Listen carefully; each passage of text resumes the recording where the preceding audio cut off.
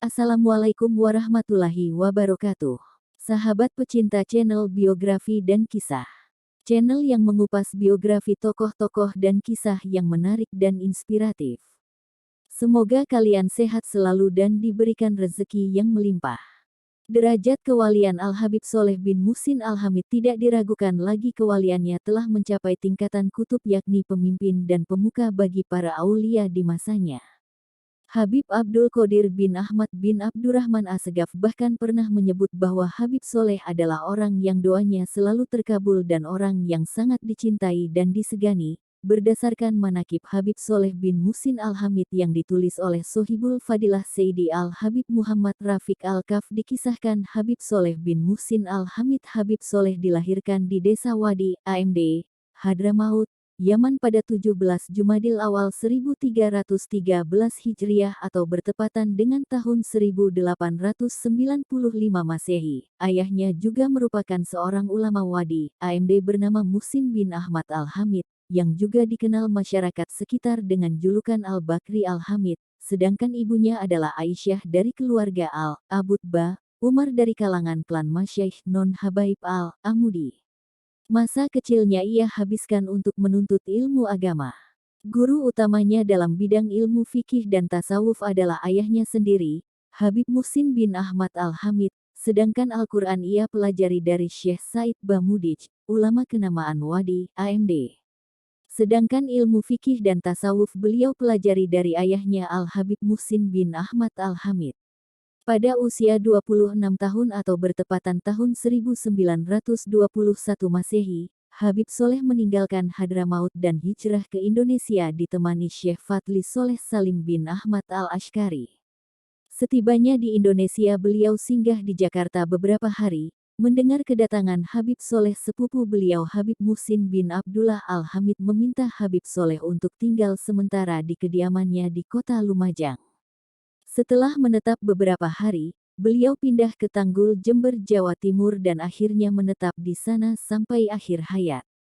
Sebelum memulai dakwahnya di Jember, Habib Soleh pernah mengasingkan diri lebih dari 3 tahun berkholwat dengan membaca Al-Quran, bersolawat dan berzikir. Guru besarnya Al-Imam Al-Qut Habib Abu Bakar bin Muhammad Assegaf kemudian mengajak beliau keluar dari khalwatnya, lalu meminta Habib Soleh datang ke kediamannya di kota Gresik. Sesampainya di rumah Habib Abu Bakar, Habib Soleh mendapat mandat dan ijazah dengan memakaikan jubah imamah dan sorban hijau dari gurunya sebagai pertanda kewalian kutub yang akan diembannya. Setelah itu, Habib Soleh mendapat isyarat untuk datang ke Mekah dan Madinah. Usai berziarah ke makam Nabi Muhammad, beliau kembali ke Indonesia untuk berdakwah. Dakwah yang dilakukan oleh Habib Soleh diawalinya dengan membangun musala di tempat kediamannya. Habib Soleh lalu mengisinya dengan sholat berjamaah dan menghidupkan Al-Quran antara Maghrib dan Isya. Beliau juga tausiah dan pengajian dengan membahas tentang seputar ilmu syariat dan ilmu fikih. Setiap selesai sholat asyar, beliau membacakan An-Nasyaihud Diniyah karya ulama Hadramaut Abdullah bin Alawi Al-Haddad yang ia sampaikan dalam bahasa masyarakat sekitar yakni bahasa Madura. Beberapa tahun kemudian beliau mendapat hadiah sebidang tanah dari seorang muhibin ataupun orang yang mencintai anak cucu keturunan Rasulullah yakni Haji Abdul Rashid. Di atas tanah inilah beliau membangun masjid yang diberi nama Masjid Riyadus Syalihin, dan kemudian mewakafkannya. Selain berdakwah di masjid, Habib Soleh dalam kesehariannya selalu melapangkan orang susah, membantu orang-orang yang dililit hutang, membantu fakir dan anak yatim. Jika beliau melihat gadis dan pemuda yang belum kawin, beliau mencarikan pasangan hidup dengan menawarkan seorang calon. Pernah pula dalam sehari beliau mendamaikan 2 ataupun 3 orang yang bertikai dalam kehidupan bermasyarakat. Habib Soleh tercatat sebagai pemberi semangat dengan meletakkan batu pertama pembangunan rumah sakit Islam di Surabaya. Beliau dikenal karena akhlaknya yang mulia, tidak pernah menyakiti hati orang lain.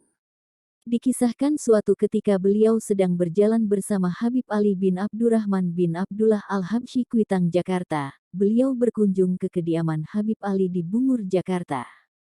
Saat melintasi sebuah lapangan beliau melihat banyak orang berkumpul melaksanakan salat istisqa yaitu salat meminta hujan lantaran Jakarta saat itu dilanda kemarau panjang. Tak lama kemudian setelah Habib Soleh mengadahkan tangannya ke langit seraya membaca doa meminta hujan, kemudian hujan pun turun. Begitulah karomah dan kemuliaannya. Semoga kita diberikan kesehatan dan ketaatan dalam beribadah, dengan barokah beliau, amin.